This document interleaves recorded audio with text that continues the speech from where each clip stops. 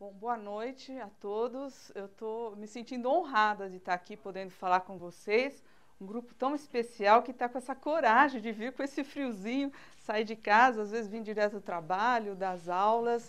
E eu confesso que eu estou também emocionada de falar para um público tão heterogêneo. Eu acho que eu nunca falei com uma plateia tão diferenciada, com o pessoal jovem, pessoal mais jovem ainda, os bebês.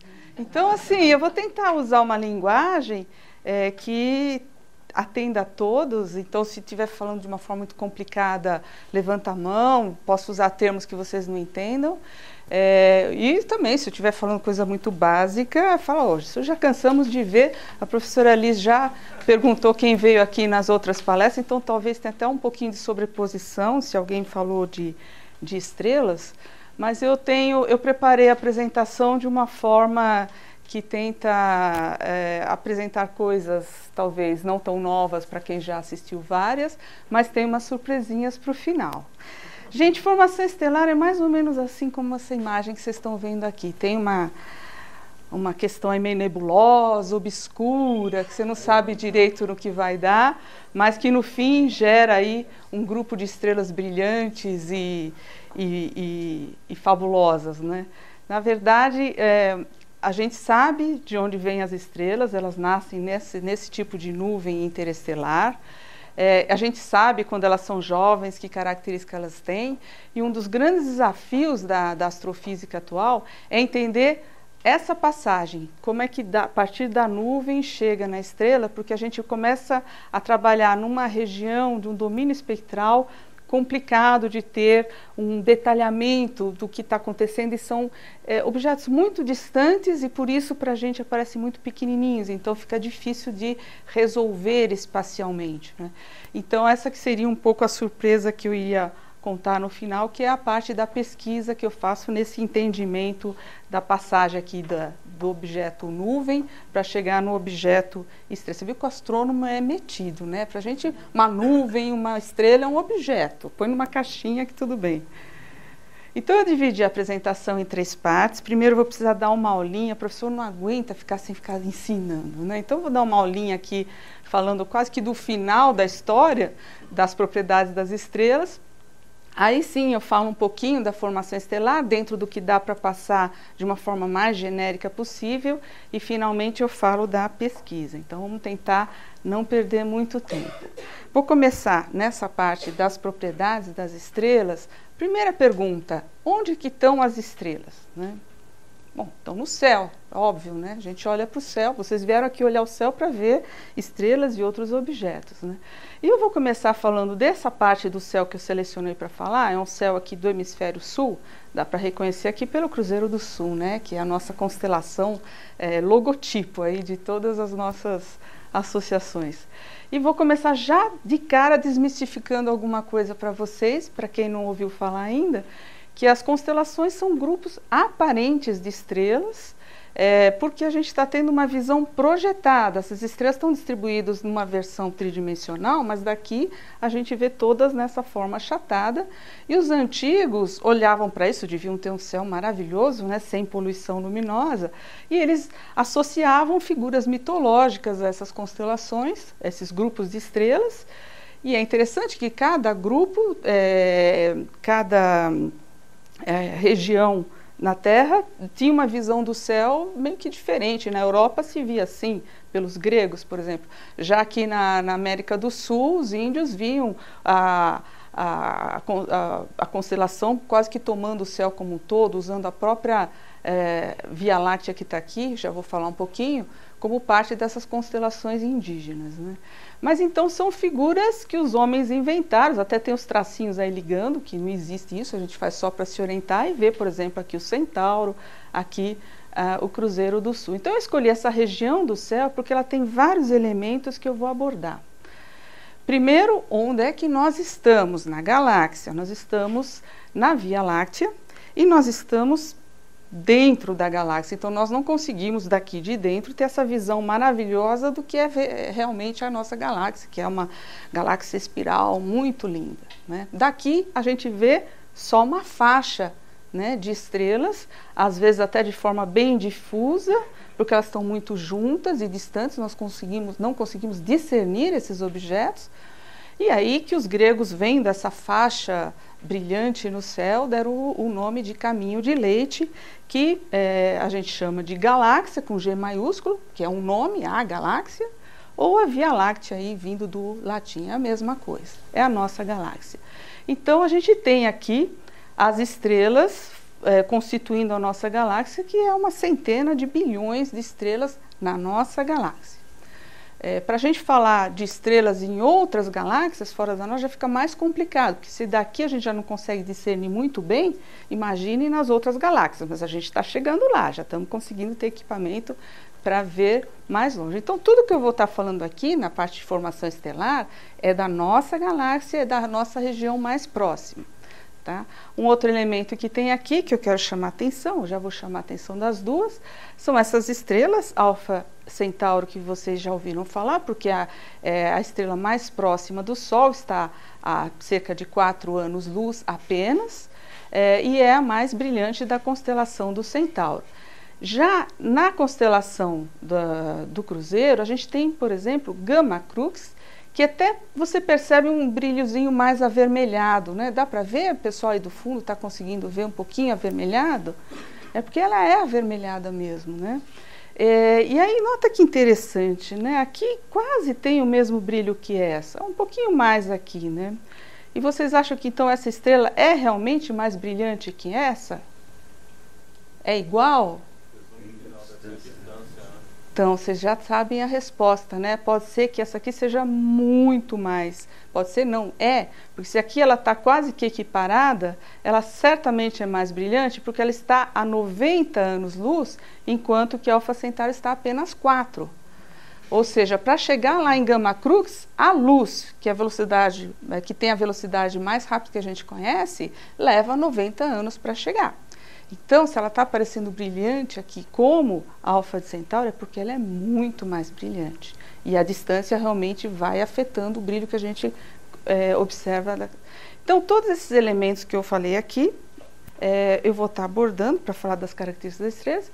E, finalmente, eu vou falar da parte mais, que vocês estão mais interessados, a formação estelar. Vocês sabiam que aqui, essa região mais escura da galáxia tem o nome de saco de carvão?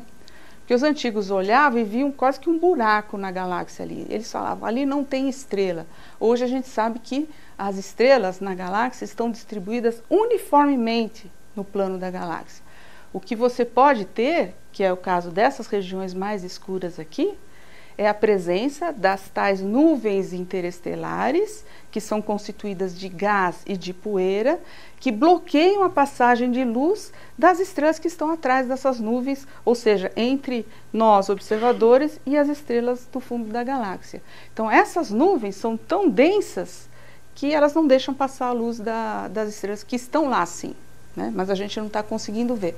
Para conseguir observar mais profundamente na galáxia, a gente precisa ir para outros comprimentos de onda do que a luz visível, que é essa que a gente enxerga com os nossos olhos, e os telescópios ópticos. A gente precisa usar infravermelho, a radioastronomia, para conseguir suplantar o problema dessa grande quantidade de gás e poeira. Então vamos em frente, que eu já situei vocês.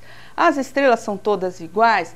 Não, acabei de mostrar, né? A Alfa de Centauro é mais branquinha, menos brilhante, a Gama do Cruzeiro é mais avermelhada, mais brilhante. Então nós vamos falar primeiro dessa questão da classificação que a gente faz com base na cor, que por sua vez está diretamente relacionado com a temperatura, e também o raio, que está relacionado com o diâmetro da estrela, o tamanho da estrela. Se você olhar a constelação de Órion, então aqui lembrando a história da mitologia, né, que Órion representa um caçador, e nós conhecemos bem aqui no Brasil, na verdade, essa parte da constelação que são as chamadas Três Marias, e os gregos viram esse caçador como tendo aqui essa estrela que é a mais brilhante da constelação, Alfa, como sendo o ombro do caçador. A segunda mais brilhante, que é Beta, está aqui na parte do tornozelo do caçador.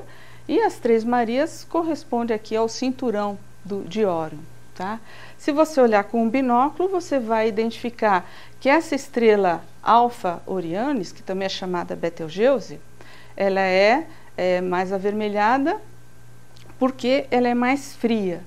E essa estrela que é mais quente, Beta Orionis, que é conhecida também por Rigel, ela tem essa cor azulada porque ela tem uma temperatura maior. Se a gente faz observações mais detalhadas, a gente sabe exatamente a temperatura superficial. Aqui eu não vou falar das temperaturas no interior das estrelas, que chegam a milhões de graus. Aqui eu vou falar da superfície, a borda da estrela tem temperaturas de milhares de graus. Aqui no caso, Kelvin. Então, a temperatura na superfície de Betelgeuse, que é mais avermelhada, é 3.000 Kelvin, e de Rigel, que é azulada, é quase 15.000, ou seja, 3 vezes mais quente que a outra, né? Então, o que a gente tem é que a cor depende diretamente da temperatura da estrela, tá? E a forma que a gente calcula isso é através desses gráficos que mostram a intensidade, aqui uma intensidade relativa de tudo que a estrela está emitindo, mas em função do comprimento de onda, porque a luz chega para a gente na forma ondulatória, como a onda na água. Então você sabe quando tem a crista da onda e você tem a distância entre as cristas da onda, isso dá o comprimento da onda. Então a gente tem aqui o comprimento da onda aumentando para cá. E o espectro visível, do jeito que a gente enxerga, está mais ou menos nessa faixa de comprimentos de onda. Sendo que para os maiores comprimentos de onda a gente tem o lado vermelho e do lado dos menores comprimentos de onda a gente tem o azul, a cor azul. E a emissão da estrela está ligada com a temperatura.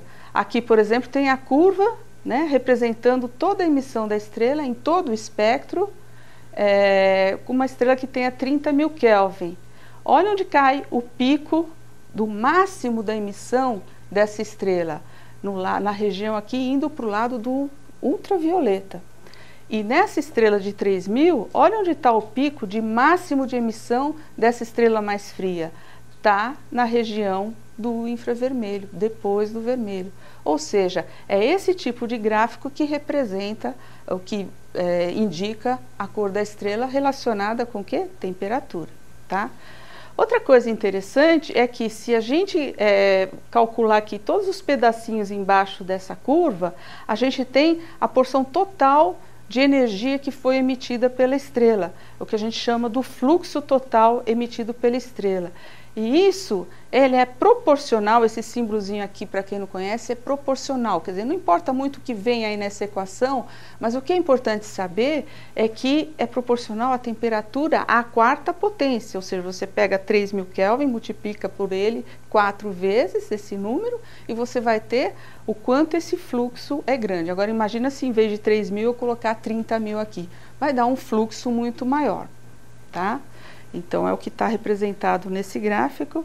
Aí vocês falam, nossa, mas que chatice esses gráficos aí, né? A gente adora gráfico.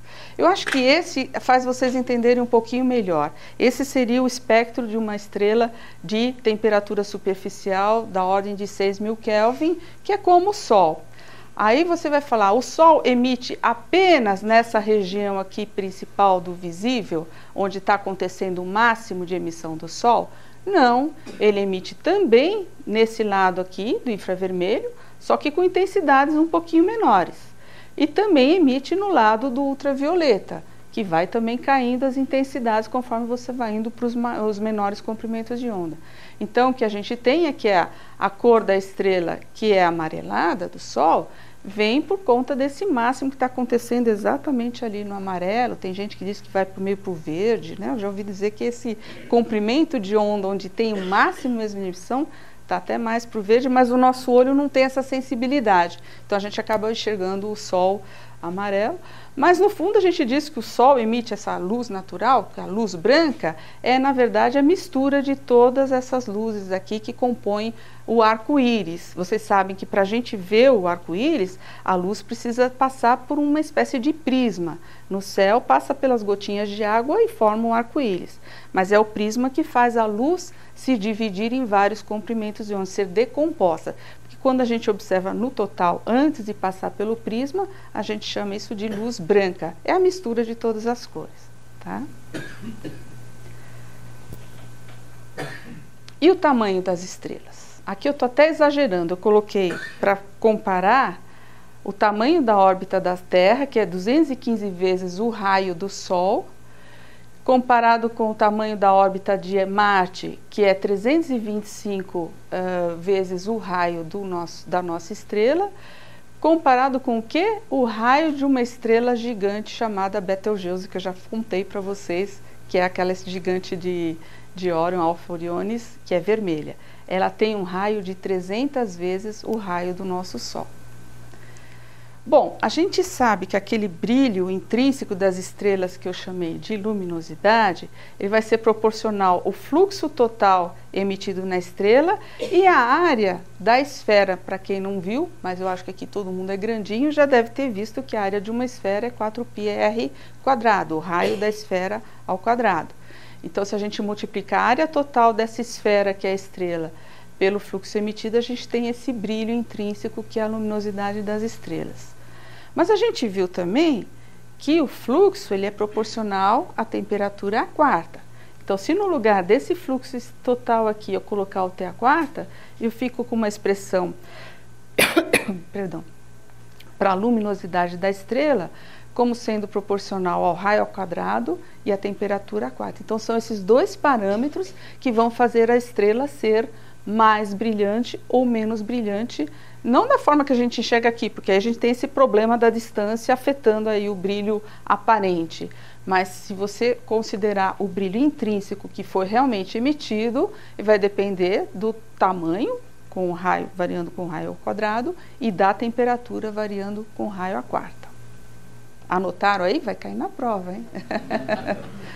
Vamos mostrar aqui essa questão dos tamanhos de uma forma comparativa que eu acho que facilita bastante. Aqui vocês estão vendo a Terra, a Lua, Marte, Vênus. Vê que da escala dos corpos menores, aqui são as outras luas dos outros planetas. A Terra é bem grandinha comparado com os menores. Mas comparado com Júpiter e Urano, que são os planetas gigantes, a Terra é bem pequenininha. Piora muito quando a gente compara com o Sol. Os próprios planetas Júpiter e Saturno, que estão aqui, que são os planetas gigantes, são bem miudinhos perto do Sol. E a Terra, gente, nem aparece mais aqui. A coisa só piora, porque quando a gente compara isso que a gente acabou de ver, o Sol está aqui, ó. Alfa Centauri não é muito maior que o Sol, está aqui. Aí você vai para as gigantes, Sirius, Spica, Alnitak, Arcturus. Então, essas estrelas são chamadas gigantes. E a nossa estrelinha é anã. Então, a gente começa já a sentir um complexo de inferioridade desde já, né? Enfim. Mas tudo bem, a nossa galáxia, pelo menos, ela é grandona. O Sol é pequeno, a estrela é pequena, mas a galáxia é grande. Só que só piora, viu, gente? Olha aí.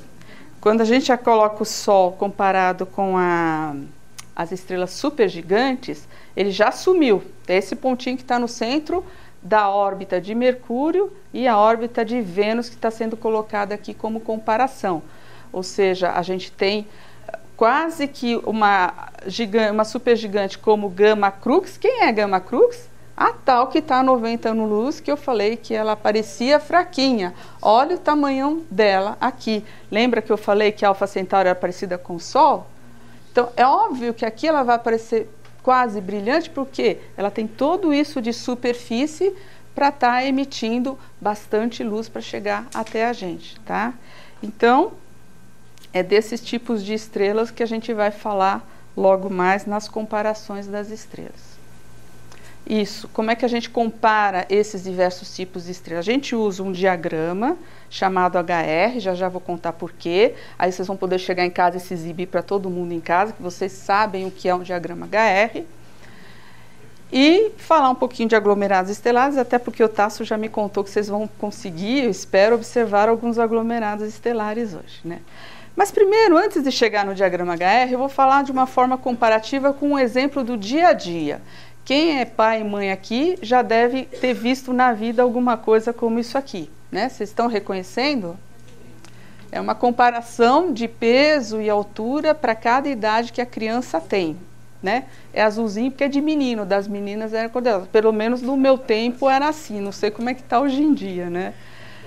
Então, vamos acostumar com gráfico, gente. A gente tira muita informação de gráfico. Então, aqui a gente está vendo, nessa parte de baixo, essa escala em peso, em quilos. Aqui está a idade em anos. E aqui em cima, a altura em centímetros, tá? Então, eu peguei aqui uma criança entre 10 e 11 anos. Se a gente subir aqui na curva e chega nessa curva mais grossa dessa distribuição de peso, a gente tem que, em média, na população brasileira, ou seja, 50% da população, tem uma tendência de, quando está entre 10 e 11 anos, ter um peso um pouquinho maior do que 32 quilos. Todo mundo está aqui? Não, tem gente que pode estar um pouquinho acima da média, com 40 quilos, e gente um pouquinho abaixo da média, com 28 quilos. E essas que são essas outras curvas, conforme você vai se afastando da média, você vai tendo uma população cada vez menor, ou seja, tem bem pouquinha gente que teria só 20 quilos com 10, 11 anos, e também pouquinhas pessoas com pesos maiores. Então vamos supor, a gente continua subindo aqui, a criança então com essa idade teria uns 32 quilos, e que altura ela teria? Já contei mais ou menos para vocês, eu tenho que procurar nessa curva média, certo? Então, eu já posso prever que essa criança, dentro da média, teria da ordem de 1,40 m. Razoável? Razoável. Então, a gente já consegue identificar as previsões no gráfico. Agora, vamos ver a realidade, que vocês já estão notando alguma coisa aí. Os rabisquinhos é o que a mãe fez toda vez que voltava lá do pediatra, ou media lá na porta a altura, né, com a medida da altura da criança, e ia colocando os pontos conforme a criança ia evoluindo em idade, né. Então, se você pegar aqui na altura, essa criança da vida real está seguindo essa outra curva acima da média. Oba, a mãe ficou contentona, o filho ia ficar lá com seus 1,80 m e tanto. Não puxou a mãe pelo jeito, né? Olha o que está acontecendo aqui com essa criança. O que vocês estão notando aí? Peso muito acima do que deveria, né? Se ele tivesse aqui, nessa idade, ele tivesse 1,55 m com 11 anos, ele é um grandão e teria que ter esse peso. Mas ele é normal, ele tem uma altura de 1,45 m. O peso que ele teria que ter nessa curva aqui esperada seria de 40 quilos. E aqui ele está com mais do que 48. Conclusão, nutricionista, controle alimentar, e agora está magrinho, graças a Deus. Magrinho ninguém fica, né? A gente é tudo fortinha na família, né? Mas enfim, vocês perceberam que com esse tipo de gráfico eu consigo prever onde vão estar as crianças na média, um pouco acima da média, tanto em peso como altura. E é isso que a gente usa, não peso e altura, né? A gente vai ter um outro tipo de diagnóstico para comparar as estrelas.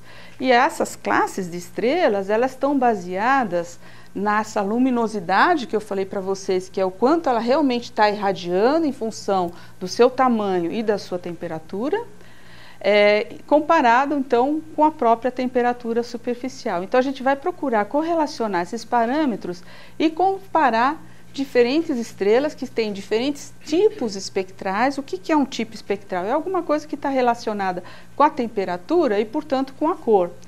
E também diferentes classes de luminosidade. E aqui, quando eu falo classe de luminosidade, eu estou falando estrelas com raios diferentes, se são gigantes, se são anãs, e assim por diante. Então, basicamente, essa comparação de luminosidade e temperatura, cor, tamanho, a gente está tendo uma classificação similar àquela baseada em peso e altura para identificar o biotipo da pessoa. E esse que é o diagrama HR, né? Vocês viram, tem aqui luminosidade comparada com a luminosidade do Sol. Então, por exemplo, a estrela que tem uma luminosidade solar é a que está nessa posição aqui no gráfico.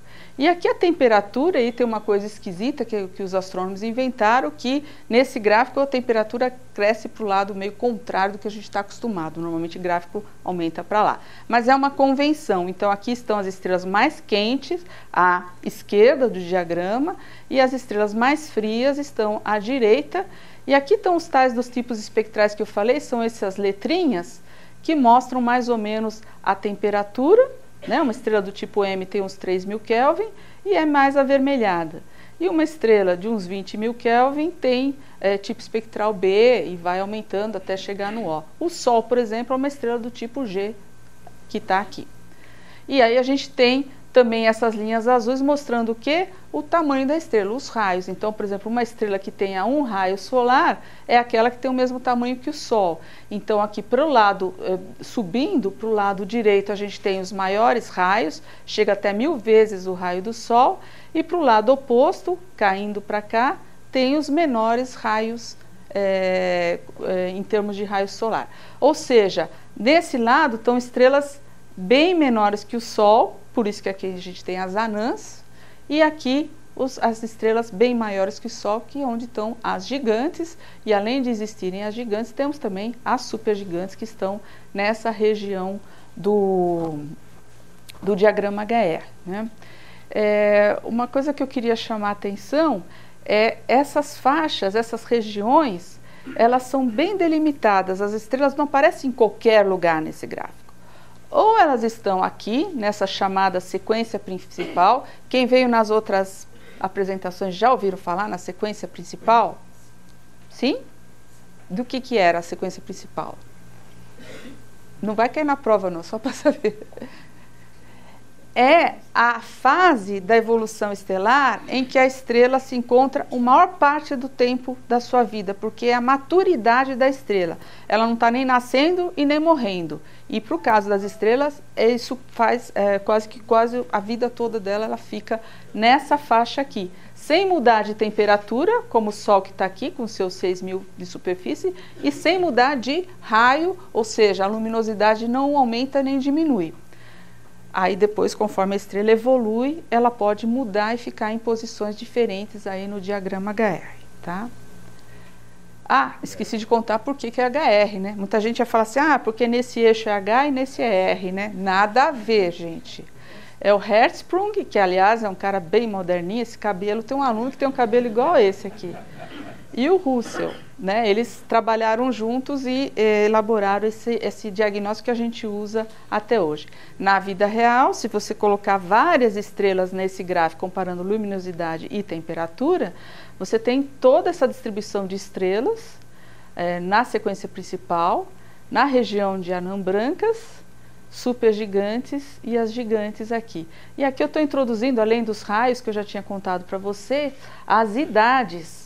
O tempo de vida de uma estrela como o Sol que está aqui, né, é da ordem de 10 bilhões de anos. Para uma estrela com uma massa menor que o Sol, passa a ser 100 bilhões de anos e vai aumentando até conforme chega aqui mais embaixo. São as estrelas que vivem mais, são as de baixa massa. As de alta massa, gente, eu estou falando massa, é quantidade de gás hidrogênio que tem dentro da estrela. Isso que é a massa das estrelas, a quantidade de material que ela tem para transformar em energia. A massa das estrelas de massa 30, 60 massas solares tem menos do que 10 milhões de anos de vida. Percebeu? 10 milhões é bem menos do que 10 bilhões, 1000 vezes menos, tá? Tudo isso, gente, está relacionado com a evolução estelar, tá? A estrela fica um tempão aqui na sequência principal, numa posição única, e depois ela faz uma espécie de caminho em que ela esfria e aumenta de raio. Então, ela vem para a região das gigantes, tá? Por causa das instabilidades que vão ocorrer lá no interior da estrela. E ela acaba depois, uma estrela como o Sol, vindo parar aqui nessa região das anãs brancas. Mais ou menos assim, tá? Uma estrela como o Sol, como é que ela evolui? Então, aqui está meio estilizado o meu diagrama HR, temperatura para cá, luminosidade para cá. O Sol fica o tempo todo com essa carinha que ele tem atualmente. Quando acabar o hidrogênio, não de toda a estrela, vai continuar tendo bastante hidrogênio na estrela, mas naquela região mais interna da estrela, que está provendo energia, que está saindo e sustentando a estrela contra o colapso gravitacional, porque basicamente é isso, a estrela tem tanto gás que a tendência seria ela implodir, né, por ação do seu próprio, da sua própria ação gravitacional. Mas como ela tem uma produção de energia, há uma pressão de radiação que sustenta todo esse material de cair contra o colapso, tá?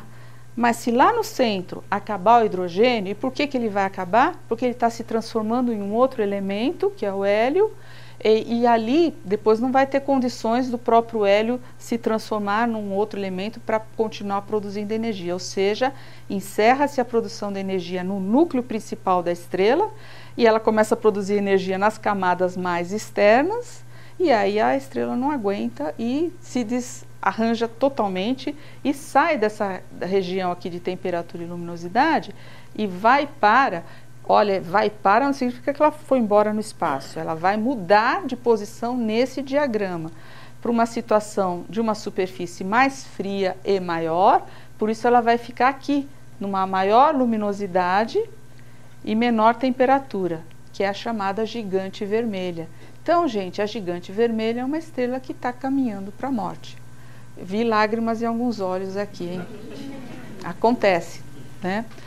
E ela, nessas instabilidades, acaba se desacoplando, a parte mais externa sai da estrela, então ela fica mais ou menos com essa cara aqui, até chegar nesse ponto, não é a mesma, viu, gente? Não dá para ver isso acontecendo com o mesmo objeto. Mas aí depois ela fica com uma cara assim, que todas as camadas mais externas da estrela já estão se desconectando da parte central, que virou o que era o caroço quente da estrela que continua ali. Então essa parte aqui mais fria vai se desfazendo, é o que a gente chama de nebulosa planetária. Não tem nada a ver com nebulosa nem com planeta, viu, gente? É a estrela, uma fase da estrela morrendo, moribunda aqui. E aí ejeta toda essa camada externa e sobra apenas o quê? A anã branca, olha que pequenininha. Ela tem o tamanho comparável com o da Terra, só que a quantidade de massa é metade do que tinha no Sol. Imagina como é denso esse objeto. Ainda muito quente, mas pouco luminoso. Por quê?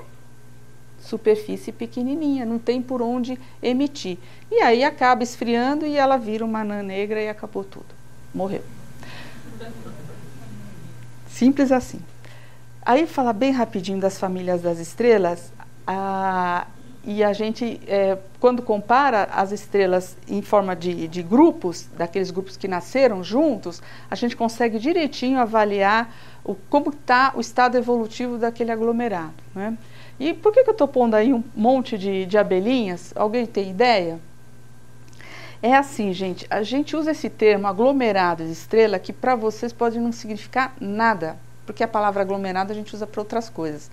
Os portugueses usam em Portugal o termo enxame de estrelas, que eu acho muito mais interessante, porque realmente diz o que eu estou querendo falar, um grupo de estrelas como se fosse um enxame, tá? Mas aqui no Brasil a gente usa aglomerado e, bom, ficou assim, e se eu falar para os meus colegas profissionais, olha, eu estou estudando um enxame de estrelas, tá? Vão rir de mim, né? Esse enxame de aqui com vocês eu estou na intimidade, tudo bem, né? Ninguém vai me rir de mim. Esse enxame de estrelas aqui se chama Pleiades. É um aglomerado aberto. Aberto porque a gente não sabe se essas estrelas vão continuar ali na mesma região onde elas se formaram. Com o tempo, esse grupo pode se desfazer porque não está ligado gravitacionalmente, né? Então é chamado um aglomerado jovem, olha, ele tem apenas 10 milhões de anos, então é bastante jovem, então ele está aí nessa forma ainda junta, mas pode ser que depois evolua de outra forma. Quando eu comparo, pego para cada uma dessas estrelas e vejo a luminosidade e eu comparo com a temperatura, eu encontro aqui uma distribuição bem comportadinha. Vocês estão reconhecendo essa faixinha aqui no diagrama HR? Sequência principal, ó, já 5 pontos na média aqui na frente.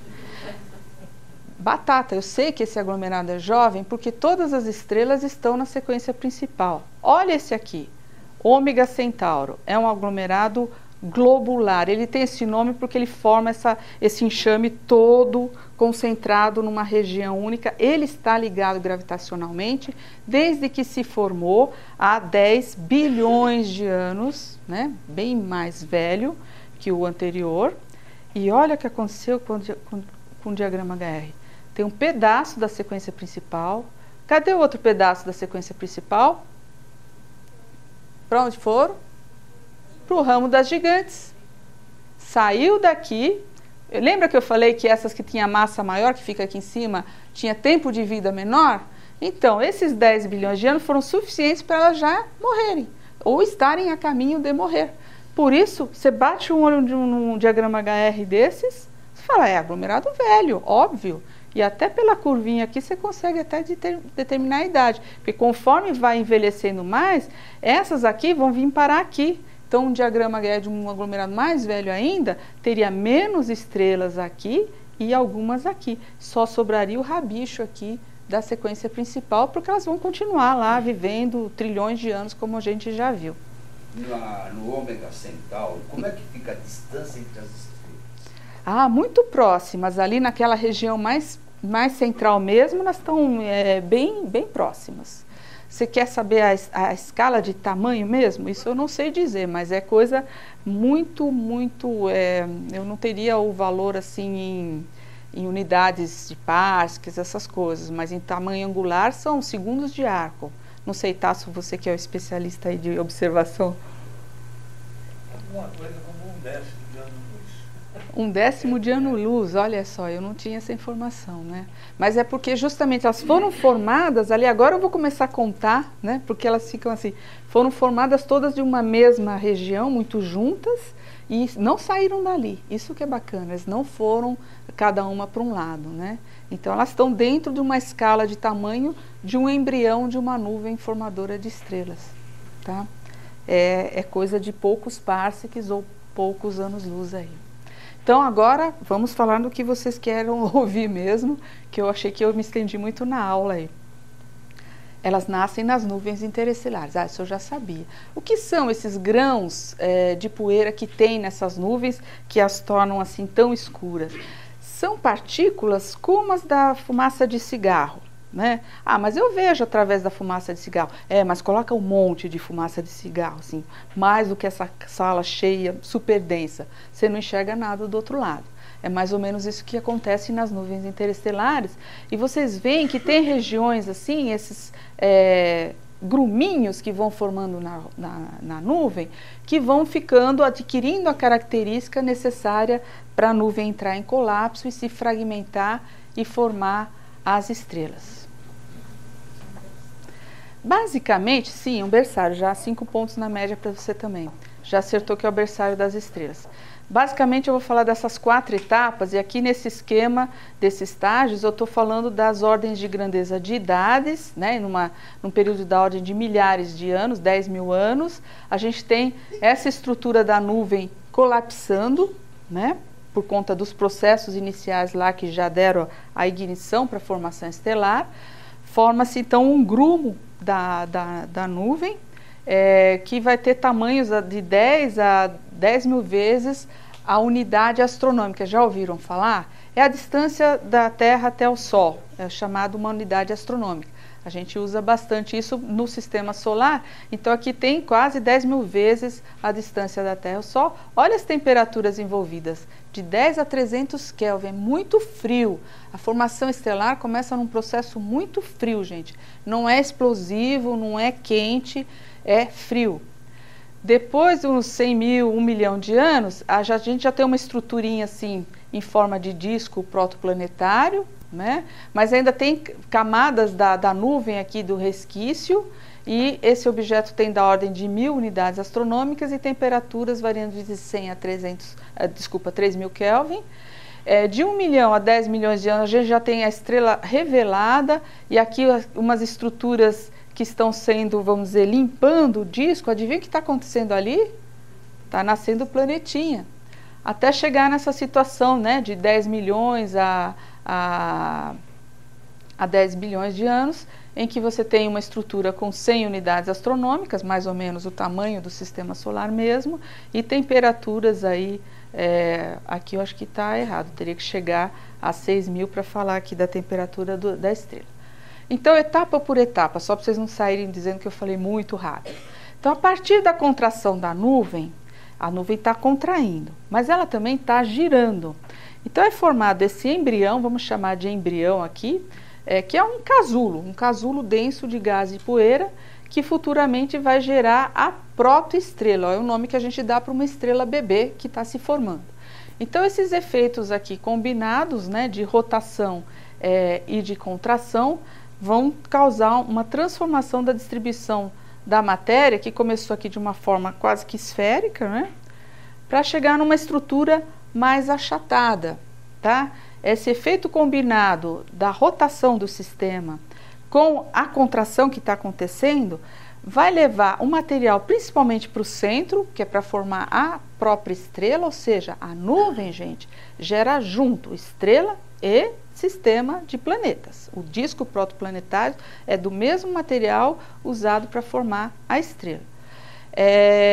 E aí essa rotação e combinado com a ação gravitacional causa uma distribuição do material no plano equatorial. É que nem quando a bailarina gira, e o que acontece com a sainha dela? Ela fica no plano equatorial da bailarina. Então esse é um disco protoplanetário, a gente mal enxerga a luz da estrela lá no centro, o que a gente vê é essa faixa escura de gás e poeira que eu falei para vocês, interestelar. Aí olha que legalzinho. Na protoestrela vão ocorrer ventos e jatos que vão limpando o material ao redor da estrela, aqueles resquícios de nuvem vão indo embora, vão sendo ejetados, e o que sobrou da nuvem mãe vai embora e vai evidenciar a estrela central, no mesmo tempo que lá no seu interior iniciam-se os processos de produção de energia, quer dizer, termonuclear, fusão nuclear, que vai fazer a estrela brilhar, ou a estrela nasceu, né? E aqui está exagerado nos tamanhos, não é nada disso, mas assim, só para vocês terem uma ideia, que no disco protoplanetário, os grãos de poeiras vão se aglutinar para formar os planetesimais, que são corpos menores do sistema solar, e que, por sua vez, se colidem para formar os corpos maiores, como asteroides, cometas e planetas, até chegar no estágio do sistema solar que a gente conhece hoje. Também não tem nada certo nessa figura, porque as escalas não estão mantidas nem no tamanho, nem nas distâncias, mas é só para dar uma ideia de onde que veio a formação dos planetas e da estrela, tá?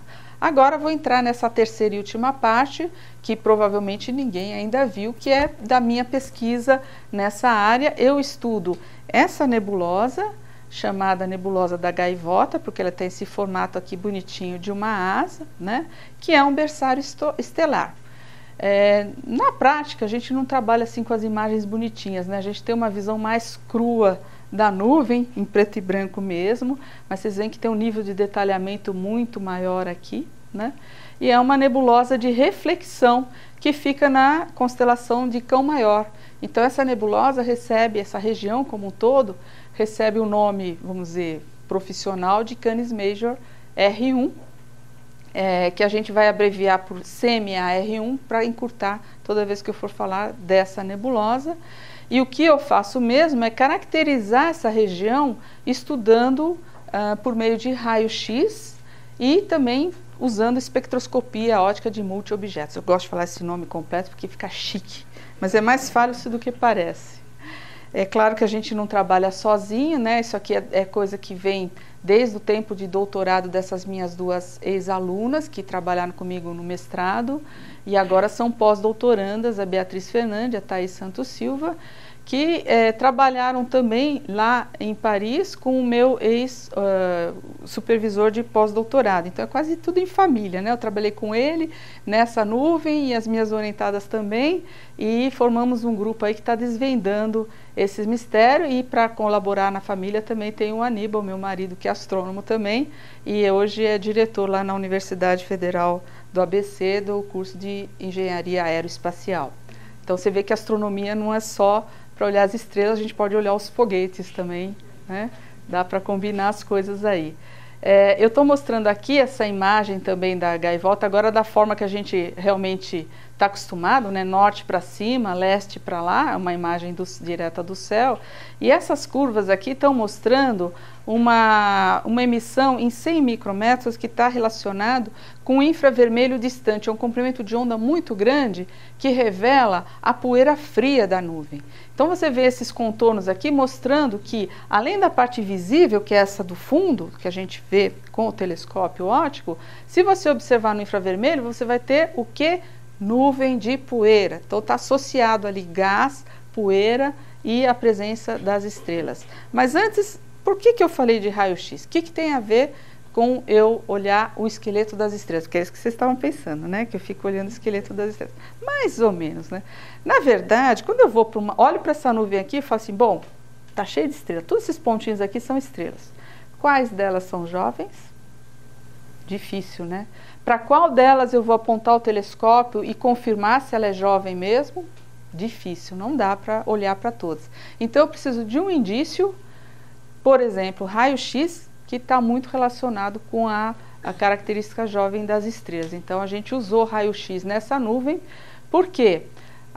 Por que a formação estelar está tão correlacionada com a presença de raio-x? As estrelas jovens, pelo menos as de baixa massa, que são estrelas parecidas com o Sol, as pequenininhas, ela tem muita emissão de raio-x por causa que elas têm atividade magnética do tipo solar, tá? Só que muito mais intenso. Quando elas são jovens, a atividade estelar é coisa de 10 mil vezes a emissão de raio-x do que a gente tem no Sol hoje em dia, né? Então essa é uma imagem do Sol, você vai falar verde, né? Verde para deixar diferente do amarelo, porque aqui eu estou querendo mostrar que é a emissão em raio-x. Então veja como o Sol é ativo em raio-x. Se a gente esticar e transformar o Sol num tapete, vai estar relacionado com toda essa atividade aqui, as linhas de campo magnético, isso que dá as explosões solares que a gente conhece que até afeta a nossa vida aqui na Terra, né? Então, o que eu fiz? Eu apontei um satélite alemão de raio-x, o Rosat, que começou a operar no início dos anos 90, para a minha nebulosa, né? Na verdade, eu apontei para cá, porque aqui tinha um grupo que já tinha feito então o estudo em raio-x dessa região da nuvem.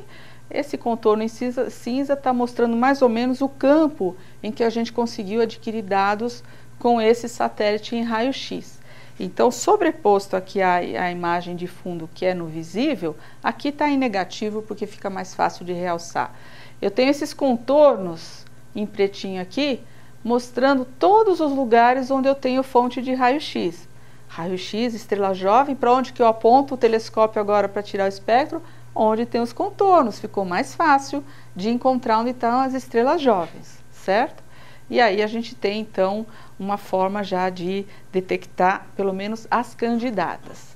Só que depois do satélite de Rosat, o alemão, veio um outro satélite, o XMM Newton, que foi lançado no final dos anos 90, com muito mais sensibilidade, né, e facilidade de detectar essas estrelas que são mais fraquinhas ainda, mesmo em raio-x, né? Então, a gente também usou um outro satélite mais moderno para apontar para essa mesma nuvem. Vejam que aqui eu detectei, na verdade, tem uma centena de estrelas jovens que não eram conhecidas anteriormente, né? Na verdade, é 92, tem umas 92 mais ou menos.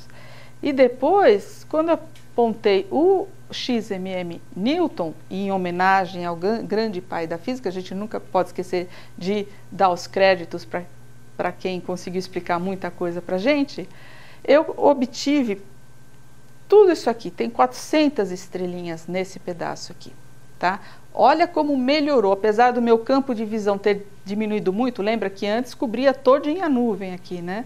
Agora eu só consigo, o telescópio ele é mais poderoso, mas ele tem um campo de visão menor. Mas eu consigo separar as estrelinhas melhor, então eu tenho agora 400 candidatas que são fontes emissoras de raio-x, podem ser estrelas jovens. E nesses quadrinhos amarelos, eu usei então, agora sim vou falar lá da espectroscopia óptica de multi-objetos. Para esses quadradinhos onde tinha várias candidatas, eu consegui obter o espectro. Eu usei para isso um telescópio muito grande, que é o telescópio Gemini. Ele tem 8 metros de diâmetro, né? E ele foi usado então para a gente conseguir ver em detalhamento as estrelas, o que elas realmente estavam emitindo, além do raio-x, agora observando no óptico.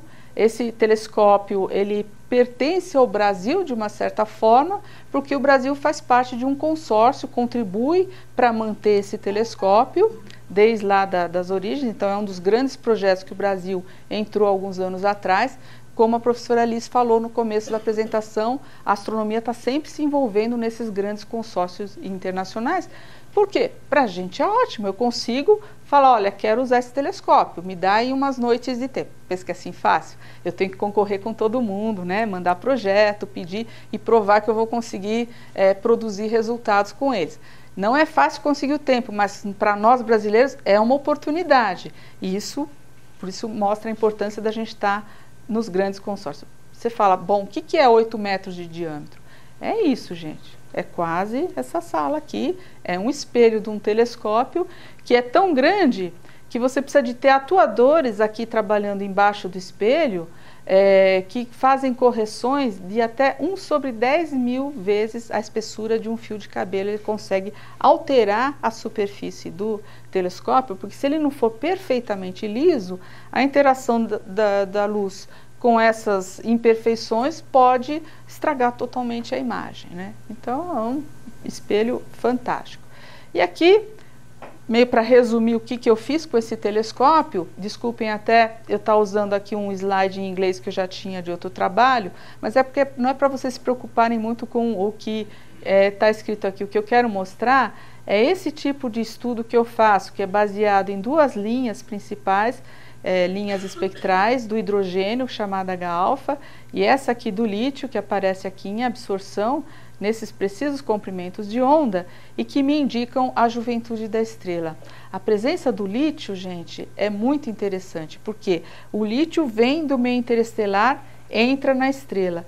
Conforme a estrela vai evoluindo, aqueles processos de passagem de calor por convecção dentro da estrela vão destruindo o lítio, porque ele não é resistente às altas temperaturas. Então, uma estrela como o Sol já perdeu todo o lítio que ele tinha antes, quando ele nasceu. Então, se eu observo uma estrela e ela tem bastante lítio, ela é jovenzinha, não deu tempo dele passar por esse processo de destruição. E essa linha grandona que aparece aqui, até cortada aqui, a linha H-alfa é uma das transições do átomo de hidrogênio que normalmente elas teriam também em absorção aqui, tá? Mas por que acontece ela estar com esse pico máximo para cima do que a gente chama de contínuo da estrela? Porque você está tendo processo de passagem da matéria do disco para a estrela. E no que essa matéria cai na estrela, lembra que eu falei que tinha os processos do material da nuvem ir caindo? Aquece aquela superfície da estrela de tal forma que você tem a produção de uma linha de emissão aqui que não é normal nas estrelas. Então, beleza, eu apontei para aquela fonte de raio-x com um telescópio muito bom que me permitiu ver em detalhes essas linhas. E o que eu consegui ver? Juventude pelo lítio e juventude pelo processo de passagem de matéria que ainda está naquela fase de formação. Ela não é uma estrela como o Sol que já parou todo o processo que limpou todo o material que tinha ao seu redor, né? Então é uma confirmação aqui, por esses critérios, de que eu realmente estava trabalhando com as candidatas que eram realmente jovens. Então, eu vou fechar a apresentação com esse processo todo que eu expliquei para vocês. Da nuvem interestelar, você forma um sistema planetário. Aqui a gente só está vendo o disco de lado e o brilho da luz da estrela está se refletindo nesse material resquício ainda da nuvem. Esse disco protoplanetário evolui para um sistema solar como o nosso, depois que a estrela nasce mesmo. Ela fica naquela fase da sequência principal a maior parte do tempo, mas depois ela começa a morrer, vira uma gigante vermelha, uma nebulosa planetária. Esse material ejetado também, nesse processo, é em forma de grãos de poeira. Para onde vão os grãos de poeira? Para enriquecer uma outra nuvem molecular para formar outras estrelas. Acontece que a gente não precisa só desses ingredientes, a gente precisa também, por exemplo, na Terra, a gente tem outros elementos que são os elementos mais pesados da tabela periódica, né? Ouro, ferro. E de onde vem tudo isso? Da morte de um outro tipo de estrela, que não é do Sol, é uma estrela de massa muito maior, que morre de uma forma bem mais catastrófica, né? É a explosão da supernova, que vocês já devem ter ouvido falar. Na explosão, no processo de explosão de supernova, os processos são tão energéticos que a gente tem, então, a forma de produzir os elementos mais pesados. E de onde vai esse material aqui da explosão da supernova? Enriquecer a nuvem molecular. Então, da morte de uma estrela, a gente tem o material necessário para formar outras estrelas. Então, a gente fecha isso que a gente chama o ciclo de vida das estrelas. E para que estudar formação estelar? Na verdade, gente, a gente está entendendo tudo o que a gente quer, de onde a gente veio e para onde a gente vai. Não é isso que a gente quer saber? Então eu vou parar por aqui e agradecer a paciência de vocês e ter ficado acordados tanto tempo.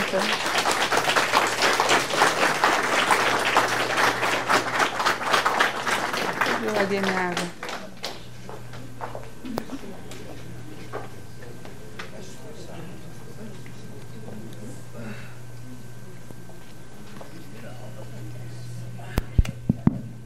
Alô, pessoal, eu vou abrir agora algumas perguntas.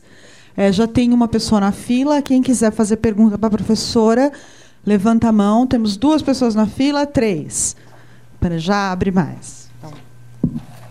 Estou só pegando uma aguinha aqui, peraí. Obrigada. Desculpa se boa noite. Boa noite. Desculpa se a pergunta for um pouco leiga, mas é uma dúvida que me surgiu em relação ao surgimento, né, das galáxias e tudo mais. Em tese, é o mesmo material, certo? A explosão, em tese, são os mesmos materiais.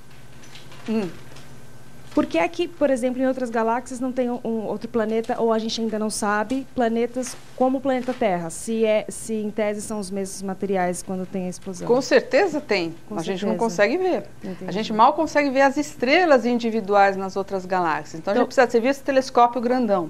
Eu precisei dele aqui para observar uma nuvem que está a 1 quiloparsec, ou seja, 1000 parsecs da gente. Então, é um objeto relativamente próximo da gente. Provavelmente existem outros planetas Terra. Muito provavelmente, porque o processo é o mesmo e o material é o mesmo, então nada impede. É que a gente não consegue ver com facilidade. Oi, boa noite. Boa noite. Você falou um pouco das supernovas. Eu queria saber, tem as prováveis hipernovas, né, que a gente ouve falar. Qual seria a principal diferença de uma hipernova para uma supernova? É o tamanho, né? Na verdade, as estrelas de massa muito, muito grande, a gente não tem assim muito como entender bem, porque são muito poucas, né? E eu não sou da área, talvez até a Alice, que trabalhou com Augusto Daminelli, que trabalha com estrelas massivas, possa até falar alguma coisa assim. Mas a diferença básica, ela estaria nessa situação de massa muito maior do que essas que geram supernova, né?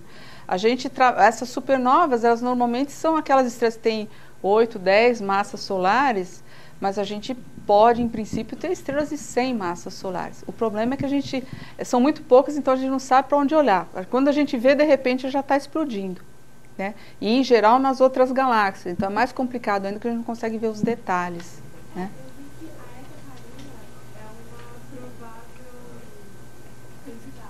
A hipernova? Então, provavelmente por causa da massa maior. Essa é uma das sortes que a gente tem, que a gente está acompanhando a Eta Carina, eles, né, do grupo, desde de vários anos atrás. Então, eles estão conseguindo fazer uma modelagem e prever as erupções, essas erupções que eu falei da fase de supergigante, que é de gigante aqui, eles estão acompanhando. Então, de repente, já tem aí essa indicação de quando ela explodir vai ser como uma hipernova, acho. Oi, boa noite. Eu queria perguntar referente às nuvens interestelares, Se seria possível que uma delas obstruísse a visão de uma estrela que estaria mais próxima de nós, tipo, menos que 4 anos-luz. As nuvens interestelares mais próximas estão a uns 100 parsecs da gente. Então, elas vão obstruir a passagem da luz de estrelas que estão a mais do que 100 parsecs. Não tem como essa região aqui que a gente chama de vizinhança solar estar obstruída, tá?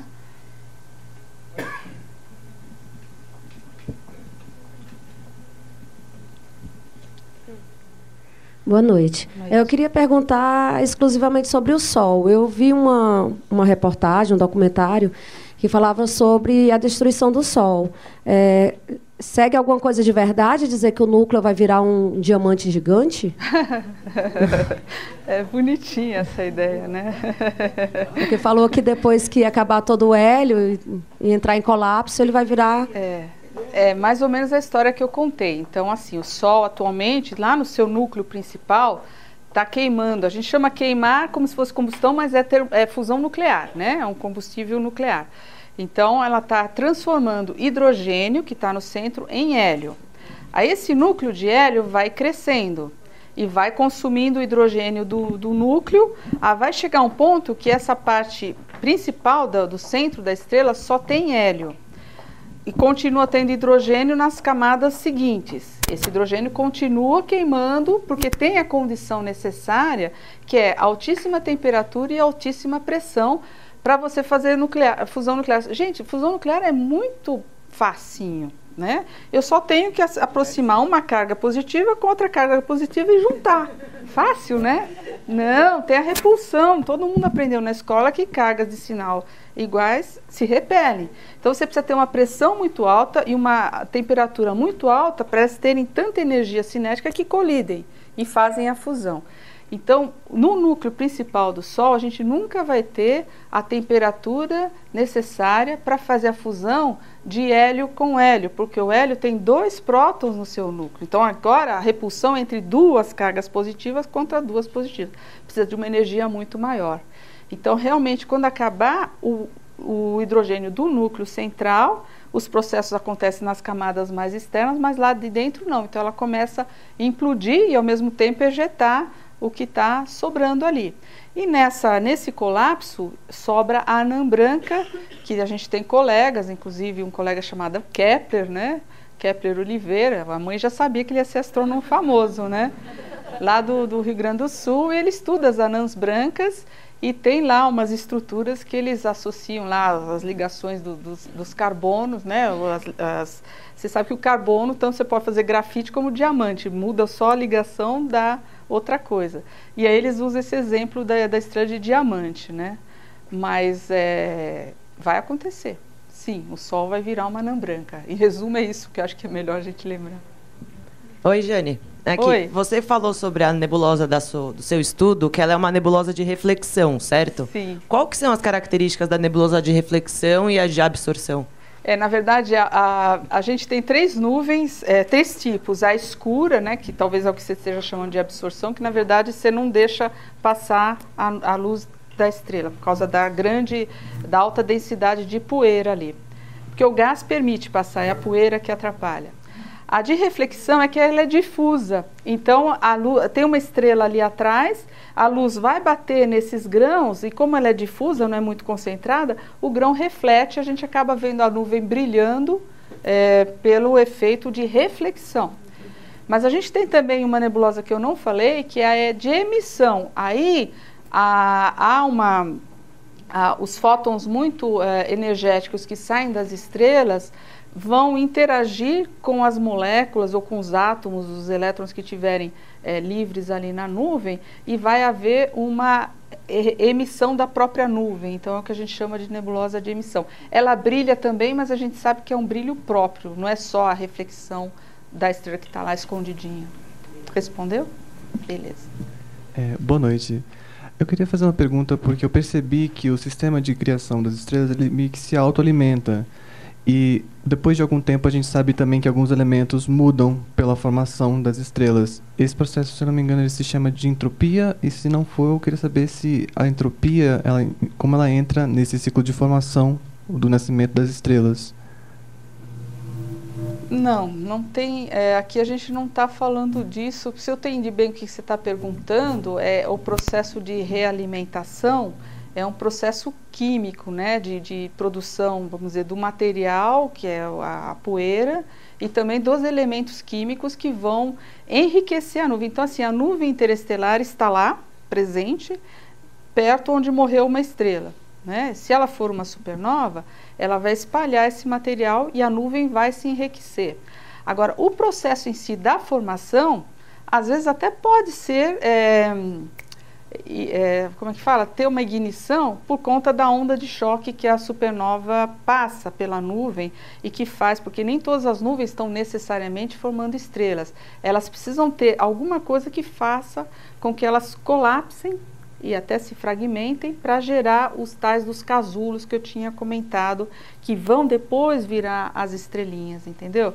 Então você tem os dois processos, o físico, que é, vamos dizer, por exemplo, uma passagem de onda de choque, que gera lá a condição de densidade necessária para a fragmentação, e a parte química, que vem da contribuição da explosão da supernova ou da gigante vermelha com os grãos, né?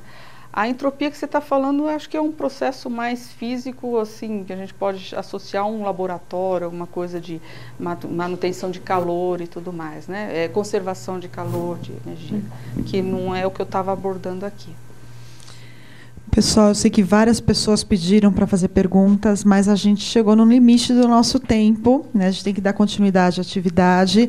Então, eu gostaria que a gente agradecesse novamente a professora Jane pela palestra. Obrigada a você, e bom céu para todos. Eu fico mais um pouquinho, Liz, se alguém quiser perguntar, eu fico mais um pouco. Agora mas eu vou chamar, na verdade, o Tasso vai apresentar o que a gente vai fazer de atividade lá, tá? Com a nossa carta celeste, que todos vocês ganharam, né? Todo mundo assinou lá na frente, porque depois tem certificado, tá? Quem não assinou, me procura depois, tá bom? Então, o Tasso vai explicar um pouquinho para vocês o que a gente vai fazer na nossa atividade observacional, tá? Que é agora em sequência. Obrigada. Bom, boa noite a todos. O meu nome é Tasso. Eu estou vendo aí que tem muita gente que já me conhece aí, a Renata, Lilian, tem alunos ou ex-alunos meus, mas eu vou bem rapidinho, tá? Porque a gente não está com... Camila também. A gente não está com tanto tempo assim, porque o céu estava bom até agora, mas nada garante que ele vai ficar assim na próxima hora. Então nós vamos... me pediram para falar sobre o CASP, que é o Clube de Astronomia de São Paulo, tem 4.800 membros e tal, já falei. Tá? Na próxima reunião, eu falo sobre os nossos cursos, né? Que é uma das coisas que tinham me pedido, mas eu vou abreviar isso hoje também, né? Só vou dizer que isso que a professora Jane deu com a didática fantástica que ela tem, é o assunto de um ano, né? de curso, Fundamentos de Astrofísica e Evolução Estelar. Né? Para quem for fazer esses cursos, vocês vão ver isso daí em 80 horas aula, tá? Aos sábados de manhã aqui no IAG. Mas isso nós vamos detalhar na próxima reunião, porque eu não quero perder muito tempo, porque o céu não está perfeito, né? Pode ser que piore. Então eu vou rapidamente mostrar para vocês, também vou pular a carta celeste. Isso aqui é o aspecto do céu lá fora, se a gente tiver a sorte de pegar o céu ainda livre, tá? Norte lá em cima, norte é aquela direção, tá? Oeste, visto aqui, essa direção, sul aqui, tá? E leste nessa direção. Eu vou mostrar isso daí lá fora para vocês. As principais constelações que nós vamos poder ver, bom, antes das constelações, Júpiter, daquele lado, espero que alguns de vocês já tenham visto antes da palestra, né? Porque já vai estar bem baixo, ainda vai dar para ver, tá? E 2 telescópios vão estar apontados para Júpiter. Tá? Saturno está perto do zênite, o ponto acima da nossa cabeça, tá? Esse está fácil de ver. Aqui vocês vão ter a constelação do Escorpião e aqui a constelação do Sagitário. Nessa região, praticamente acima da nossa cabeça, praticamente no zênite, nesse momento, está o centro da Via Láctea, a nossa galáxia, com G maiúsculo, como a Jane falou. Tá? Vocês vão ver algumas outras estrelas brilhantes, Arcturus, que vai estar perto do poente, uma estrela alaranjada, tá? Vega, que vai estar mais ou menos nessa posição, uma estrela branco-azulada, e do lado sul, vocês não vão ver muita coisa porque está atrás do prédio. Tá? Mas para quem quiser, eu posso mostrar Alfa Centauri, que vocês já viram várias vezes nos Astronomia para Todos anteriores, né? A gente já mostrou essa região daqui de Alfa, Beta Centauro, Alfa, Beta e Gama, Crux, né? De que, por sinal, a Jane também falou na palestra dela. Ok, eu mostro para vocês lá fora como é que a gente vai poder utilizar. O que nós vamos ver? Júpiter, rapidamente, porque já está um pouco baixo.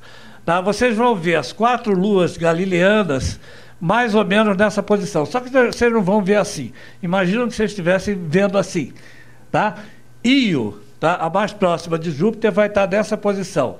Depois, sucessivamente, você tem Europa, Ganimedes, a maior lua do Sistema Solar, e lá em cima Calisto. Quer dizer, vocês vão ver isso, mas no telescópio, nesse horário, vocês vão ver mais ou menos assim na vertical. Ok? Como vocês não vão ver Júpiter, vai ser isso. Tá? Mas vocês vão poder distinguir isso aqui é foto do Hubble, né? Não dá para a gente ter o Hubble à nossa disposição, mas vocês vão ver essas 2 faixas, que são as 2 faixas equatoriais, norte e sul do planeta Júpiter. O planeta Júpiter, o maior do Sistema Solar, a gente só consegue ver a atmosfera superior dele.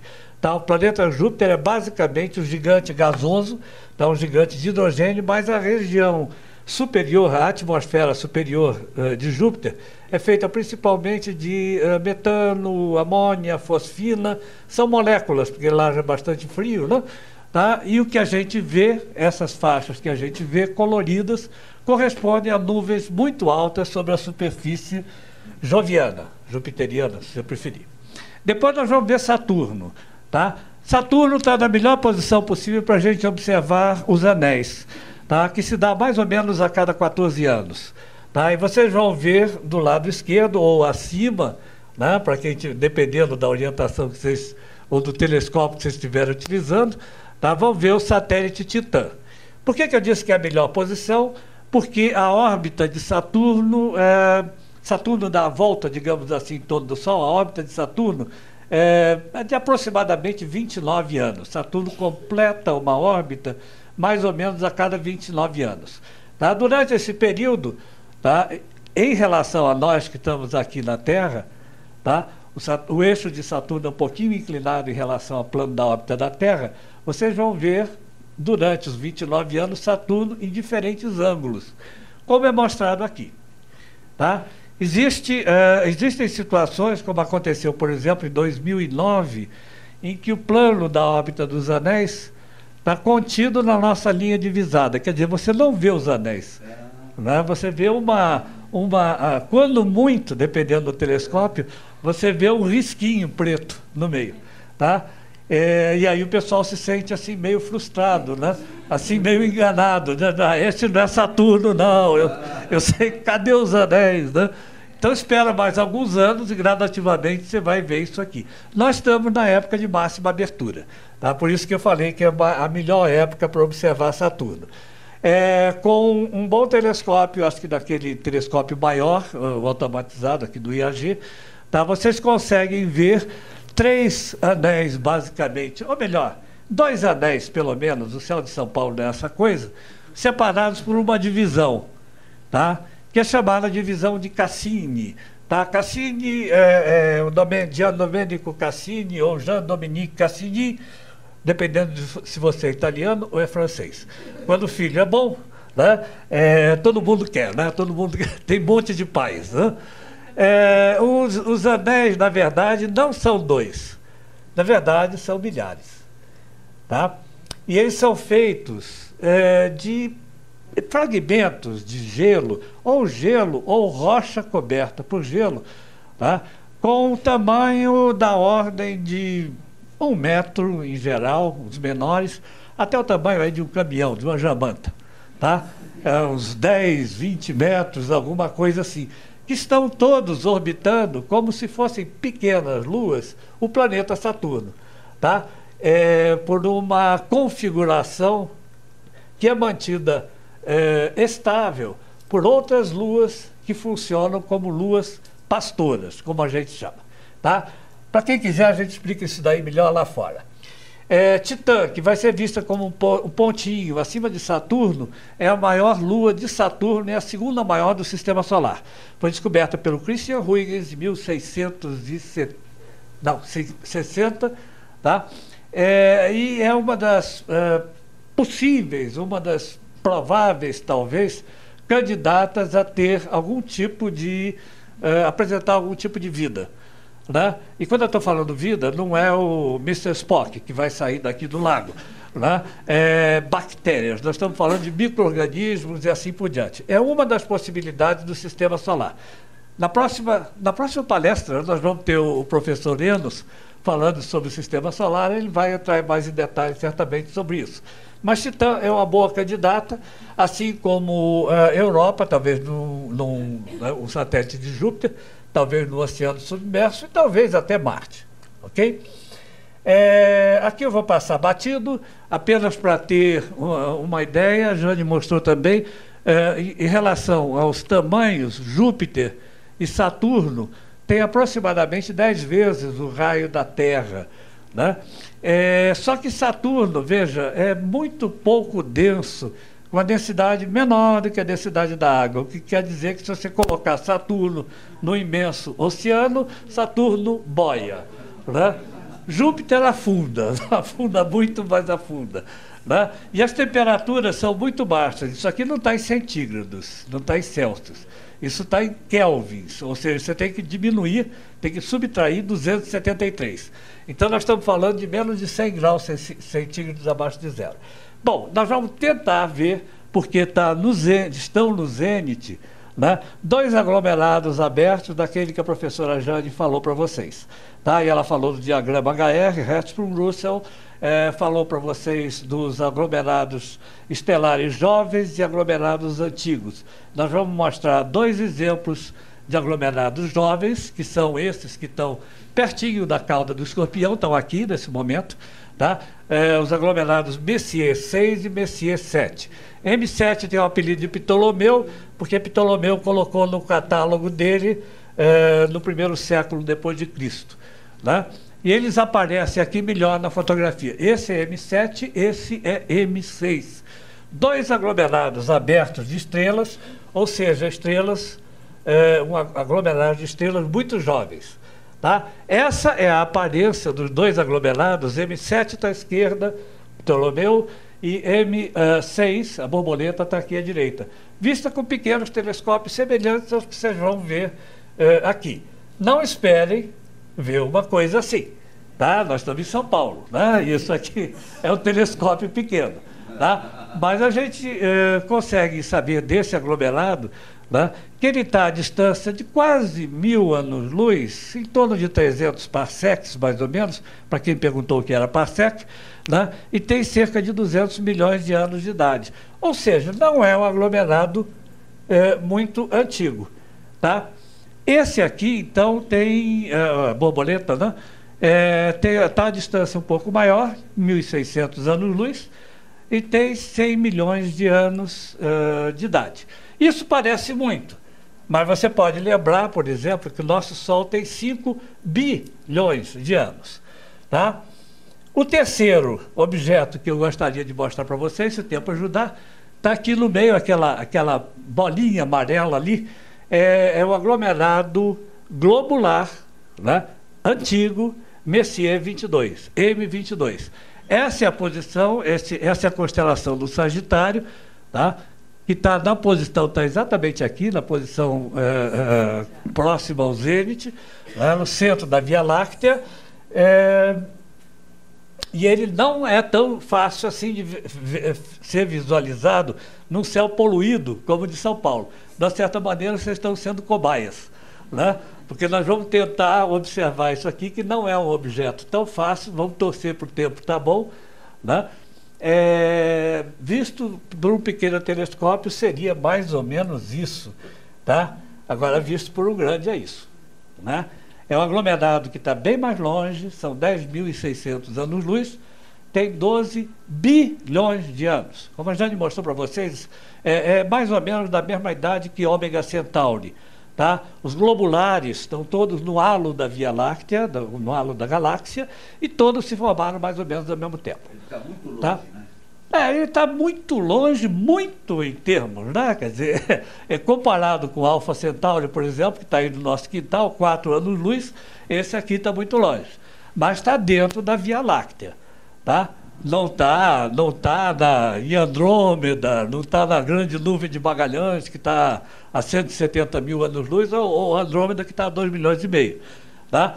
Ele está longe, mas não é tão longe assim, está dentro da Via Láctea.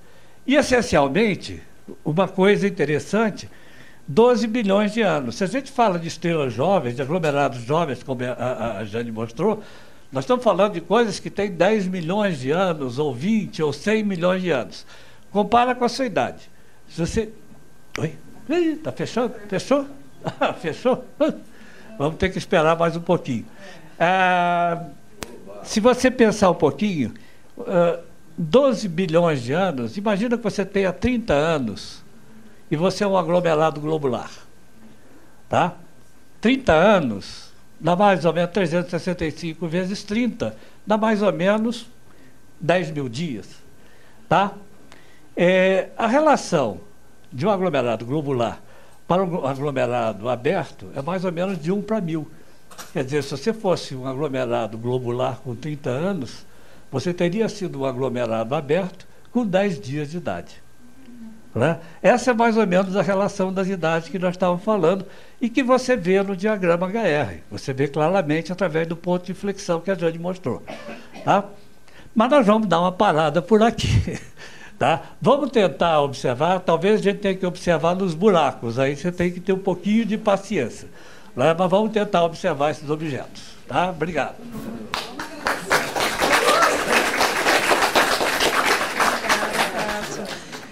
A informação que eu tenho do pessoal que está lá no estacionamento é que está fechado já há algum tempo, né? Então a gente estendeu um pouquinho mais aqui a palestra e agora eu quero convidar todos a ir lá para o estacionamento. A gente continua a nossa conversa e vamos torcer. É um pouco variável a coisa, né? Então pode ser que a gente tenha alguns buracos e o pessoal vai estar atento para tentar apontar para alguma coisa para vocês levarem alguma coisa para casa. Se não, daqui a um mês vai ter um outro Astronomia para Todos, né? Do professor já está marcado, que dia 27, né? Uma quarta-feira, 27/9. E aí no dia 25, 26, 24, 25, 26, se eu não me engano, do 10, a gente vai ter o trio de palestras, 3 dias seguidos, 3 Astronomia para Todos, 3 dias de observação, né? Vai ser a nossa comemoração da Semana Nacional de Ciência e Tecnologia, tá? E todos fiquem atentos aí no Facebook, na página do IAG, que a gente sempre divulga os eventos aí que a gente oferece, tá bom? Então vamos todos voltar para o estacionamento agora. Vocês lembram o caminho? Não? É só seguir aqui direto, o Tasso vai acompanhando vocês e eu vou ficar fechando tudo aqui. Obrigada, pessoal.